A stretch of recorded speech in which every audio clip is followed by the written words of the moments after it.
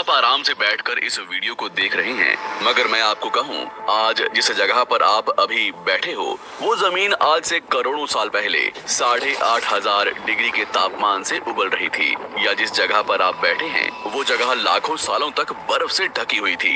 ये दोनों बातें सच हैं। इस 15 मिनट की वीडियो के अंदर आप पृथ्वी के 450 करोड़ साल के सफर को देखने वाले हैं। जिस जगह आज हमारा सौरमंडल है, वहाँ विभिन्न प्रकार की गैस और धूल के बादल हुआ करते थे। वैज्ञानिकों के मुताबिक इन धूल के बादलों से दूर एक तारा हुआ करता था। वक्त के साथ साथ उस तारे की ऊर्जा कम होने लगी, जिसके कारण उसके अंदर एक विशाल विस्फोट हुआ। विस्फोट की वजह से अंतरिक्ष की ये धूल एक दूसरे से दबने लगी। इस दौरान बादलों में स्थित धूल के कण दबाव और गर्मी के कारण बड़े उल्कापिंड और पत्थरों में परिवर्तित हो चुके थे, और इसी दबाव की वजह से इन बादलों में स्थित रेडियो एक्टिव पदार्थ ने ग्रेविटी का निर्माण किया।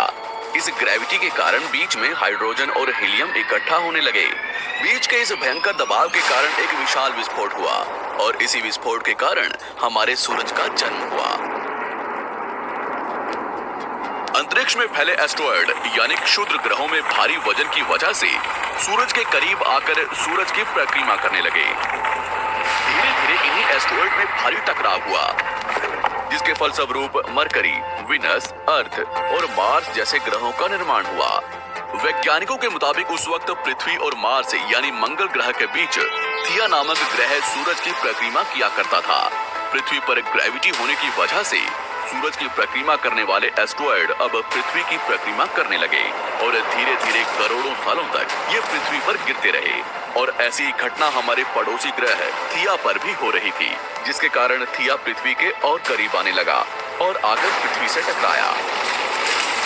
इस भयंकर टकराव की वजह से पृथ्वी के हिस्से कणों के रूप में अंतरिक्ष में फैल गए और एक रिंग्स की तरह पृथ्वी की परिक्रमा करने लगे। इन्हीं परिक्रमा करते हुए कणों में टकराव होने लगा, जिसके कारण हमारे चांद का निर्माण हुआ। उस वक्त पृथ्वी पर सिर्फ एक ही समुद्र हुआ करता था, और वो था 1900 डिग्री सेल्सियस की तापमान पर उबलते हुए लावा।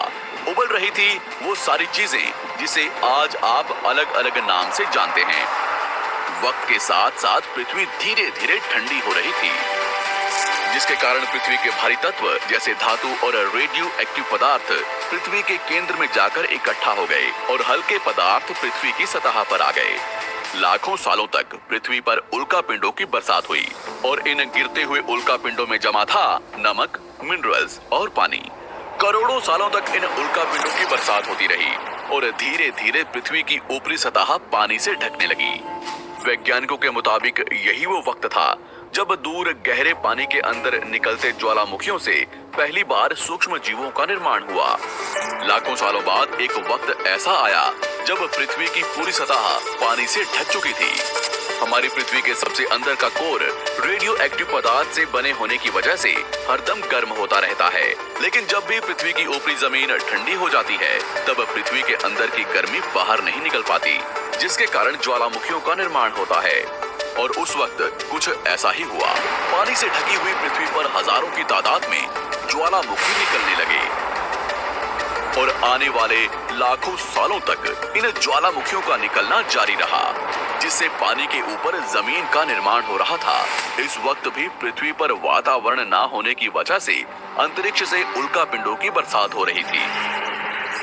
आज से लगभग 300 करोड़ साल पहले पृथ्वी पर ऐसा वक्त आया जब पृथ्वी का वातावरण लगभग स्थिर होने लगा था। ज्वालामुखी निकलने धीरे हो गए थे, और पृथ्वी का एक दिन 12 घंटे का हुआ करता था। साल बीतते गए, और धीरे धीरे ये सूक्ष्म जीव विकसित होते गए और समूह में रहने लगे। आज से लगभग 250 करोड़ साल पहले पहली बार पृथ्वी पर ऐसे जीवों का निर्माण हुआ जो जीने के लिए ये पानी के अंदर के मिनरल्स यानी खनिज पदार्थ और धूप का इस्तेमाल करते थे, और मल त्याग के रूप में ऑक्सीजन बाहर निकालते थे। इस वक्त तक पृथ्वी पर ज्यादातर ज्वालामुखी निकलने बंद हो चुके थे, और इन माइक्रोबैक्टीरियाज की वजह से वातावरण में ऑक्सीजन की मात्रा बढ़ रही थी। वातावरण में ऑक्सीजन बढ़ने की वजह से पृथ्वी का वायुमंडल बनना शुरू हुआ, और आने वाले हजारों सालों तक वातावरण में ऑक्सीजन की मात्रा बढ़ती रही। जिसकी वजह से पृथ्वी के ज्यादातर हिस्सों में ये सूक्ष्म जीव फैल गए। हजारों सालों बाद एक वक्त ऐसा आया जब पृथ्वी में ज्यादा ऑक्सीजन बढ़ने के कारण ये सूक्ष्म जीव मरने शुरू हो गए। उस वक्त तक पृथ्वी का वातावरण ठंडा होने के साथ साथ ऑक्सीजन से भी भर चुका था, जिसके कारण जमीन और वातावरण में स्थित आयरन यानी लोहे के मिनरल्स पानी में स्थित ऑक्सीजन से रिएक्ट होने लगे। और एक वक्त ऐसा आया जब पृथ्वी की जमीन आज के मार्स के जैसे लाल हो चुकी थी। वक्त बीतने के साथ साथ धरती की टेक्टोनिक प्लेट्स में दरार होने लगी, जिसके कारण पृथ्वी के अंदर का लावा जमीन की तरह कई लाखों सालों तक खुला उबलता रहा। और यही वो कारण था जिसके कारण पृथ्वी के वातावरण में कार्बन डाइऑक्साइड की मात्रा बहुत बढ़ गई और पृथ्वी पर एसिड की वर्षा शुरू हो गई। एसिड रेन की वजह से पृथ्वी का तापमान घटने लगा और तापमान इतना घटा कि पृथ्वी के ऊपर स्थित पानी बर्फ में परिवर्तित होने लगा। पृथ्वी पर पहली बार भयंकर आइस एज आया। इस वक्त पूरी पृथ्वी सफेद बर्फ से ढक चुकी थी। आमतौर पर जब धरती पर सूरज की किरणें गिरती हैं, तब जमीन उन किरणों को सोख लेती है, मगर क्योंकि पूरी पृथ्वी बर्फ से ढक चुकी थी और क्योंकि बर्फ सफेद और चमकीली होती है, जिसके कारण सूरज की किरणें धरती पर गिरने के बाद वापस चली जाती थी। इसी कारण से पृथ्वी कई लाखों सालों तक बर्फ से ढकी रही, मगर फिर से पृथ्वी के अंदर स्थित गर्मी ज्वालामुखी के रूप में निकलना शुरू हो गई और इन ज्वालामुखियों से निकलने वाली गर्मी ने बर्फ को पिघलाना शुरू कर दिया। इसी बीच पृथ्वी की गहराई में बचे कुछ सूक्ष्म जीव धीरे धीरे बदल रहे थे और अब वो ऑक्सीजन को अपने शरीर को बड़ा और जटिल बनाने के लिए इस्तेमाल करने लगे थे। इस बीच पानी में अलग से भी छोटे समुद्री पौधे निकलने शुरू हो चुके थे। बाहर जैसे जैसे ज्वालामुखी निकल रहे थे, वैसे वैसे वातावरण कार्बन डाइऑक्साइड की वजह से गर्म हो रहा था। वक्त के साथ साथ बर्फ तो पिघलने लगी, मगर धरती पर फिर से एसिड की वर्षा शुरू हो गई, जिसके कारण फिर पृथ्वी ठंडी होने लगी और फिर पृथ्वी की ज्यादातर सतह बर्फ से ढक गई। ऐसा बार बार कई हजारों सालों तक होता रहा और इसी कारण से अब समुद्री जीव धीरे धीरे वातावरण के हिसाब से विकसित हो रहे थे। इस बीच कई सारे जीव और समुद्री जंगल्स विलुप्त हो गए, मगर जो बच गए वो धीरे धीरे पृथ्वी के बदलते तापमान के हिसाब से ढलते गए और अब हजारों सालों बाद समुद्री पेड़ बर्फ की वजह से पूरी तरह से मरते या सूखते नहीं थे। अब सूक्ष्म जीव समुद्री जीव बन चुके थे। जब फिर से ज्वालामुखियों ने पृथ्वी की बर्फ को पिघलाना शुरू किया, तब ये समुद्री पेड़ जल्दी विकसित होकर फैल गए। धीरे धीरे वातावरण में ऑक्सीजन की मात्रा बढ़ने लगी और पृथ्वी पर होने वाली एसिड की वर्षा कम होने लगी। वातावरण में ऑक्सीजन आने की वजह से पृथ्वी की ओजोन लेयर्स मोटी होने लगी और आज से लगभग 47 करोड़ साल पहले पृथ्वी की ऊपरी सतह पर पहली बार मोसोस नामक प्लांट उगना शुरू हुआ। वक्त के साथ साथ जमीन पर अलग अलग प्रकार के पौधे और पेड़ उगना शुरू हुए। एक वक्त ऐसा आया जब जमीन के पेड़ों की लंबाई लगभग 80 से 100 फीट जितनी या आज की 5 से 6 मंजिला बिल्डिंग जितनी ऊंची हो चुकी थी। ये वो वक्त था जब समुद्री जानवर समुद्र से बाहर निकल रहे थे और जमीनी जानवरों में परिवर्तित हो रहे थे। धरती की ज्यादातर जमीन एक जगह इकट्ठी हो चुकी थी, जिसे आज हम पैंजिया महाद्वीप के नाम से जानते हैं। पृथ्वी का वातावरण और तापमान लगभग स्थिर हो चुका था और अब करीब 21 से 23 घंटे का दिन हुआ करता था। अब समुद्री जीव पानी से बाहर रहने लगे थे और वातावरण के हिसाब से उनके शरीर का रंग रूप बदल रहा था। धीरे धीरे ये जमीनी जानवर डायनासोर्स में परिवर्तित हो गए। जिन डायनासोर्स ने पेड़ पौधे खाने शुरू कर दिए, उनका शरीर लंबा और विशाल रूप से विकसित होने लगा।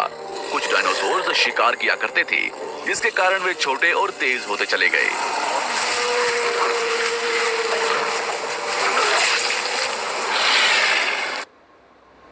Agio Sneakerhood. Get 50 to 90% off on the world's finest sneakers. Download the app to shop now. 60 रुपए।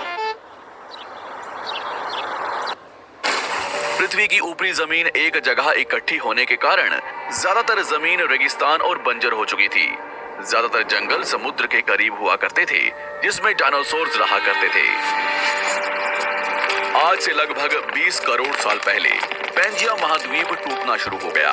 पैंजिया के विभाजित होने की वजह से पृथ्वी की ज्यादातर ऊपरी जमीन पानी के संपर्क में आने लगी, जिसके फलस्वरूप पृथ्वी पर हरियाली बढ़ती गई, जिस वजह से डायनासोर्स और ज्यादा विभिन्न और विशाल होते चले गए। डायनासोर्स ने आने वाले लगभग 20 से 30 करोड़ सालों तक पृथ्वी पर राज किया। उस वक्त डायनासोर्स समुद्र से लेकर जमीन और आसमान तक पूरी पृथ्वी पर राज किया करते थे। इस दौरान अफ्रीका से टूटा भारत सीधे आकर आज के तिब्बत से टकराया और इस टकराव की वजह से हिमालय का निर्माण हुआ। आज से लगभग 6.5 करोड़ साल पहले पृथ्वी की तरफ आज के माउंट एवरेस्ट से भी बड़ा लगभग 4.5 लाख करोड़ किलो जितना वजनिया उल्का पिंड लगभग 80,000 किलोमीटर प्रति घंटे की स्पीड से पृथ्वी की तरफ आ रहा था।